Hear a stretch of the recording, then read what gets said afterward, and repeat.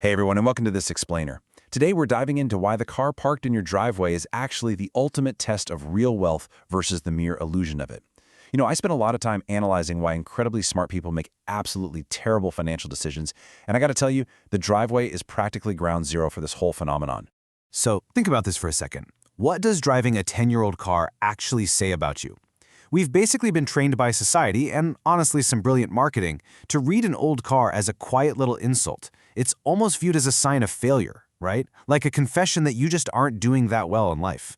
But the reality is something far more interesting and, for a lot of people, slightly uncomfortable. Section 1. Wealth versus income. Let's quickly clarify the two most frequently confused concepts in all of personal finance. Okay, let's picture two neighbors living on the exact same street, bringing home roughly the exact same paycheck. First up, we have Clay. He's got a brand new SUV. He upgrades his Tahoe every 3 years like clockwork, is carrying about $8,000 in negative equity, and is practically drowning in a monthly payment that's going to outlive his patience. Then, right next door, we have Hannah. She's driving a 2013 Honda CR-V with a scuffed bumper and like 190,000 miles on the dash.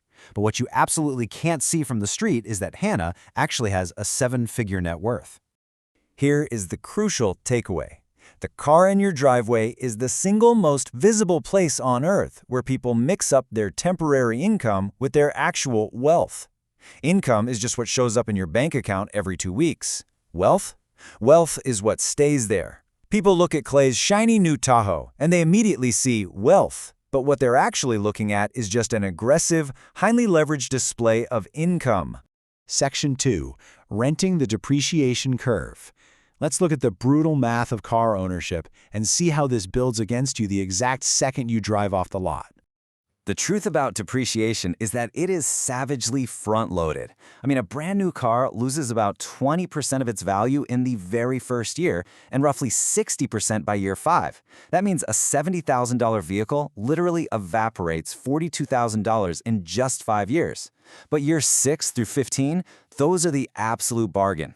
The depreciation curve flattens out hard, making the back half of a car's life the absolute cheapest, most reliable miles you will ever drive.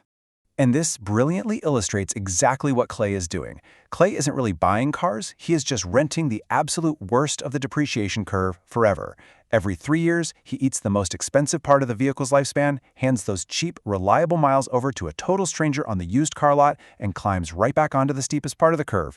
Meanwhile, Hannah bought the whole curve once, a decade ago, and has been cashing in on the cheap end ever since.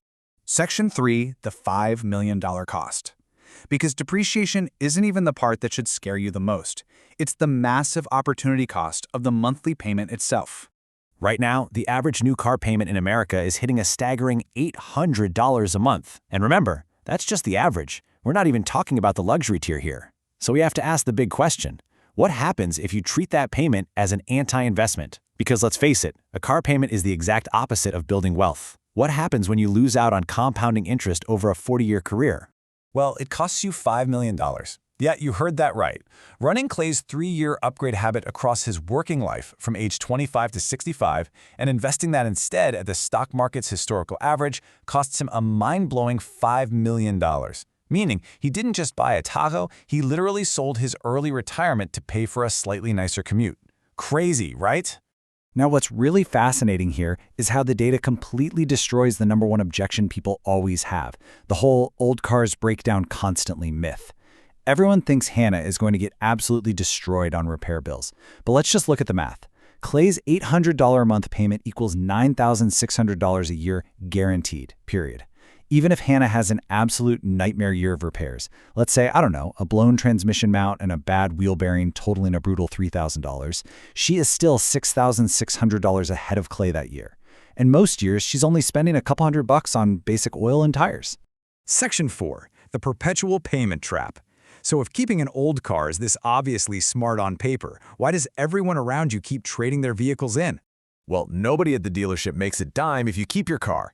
The entire industry has masterfully shifted how we buy. They've stopped selling us a price and started selling a monthly number. To keep that monthly number palatable as car prices absolutely skyrocket, they just stretch the loans out. Today, 84-month auto loans, that's 7 solid years, folks, are at record levels. People are literally financing cars for longer than most modern relationships last. And stretching those loans out creates a devastating side effect, being underwater. That means you owe more than the car is actually worth. Because nearly a third of people trading in cars are currently underwater, the dealer executes this brilliant three-step trap. You walk in owing $52,000 on a truck that's only worth $44,000.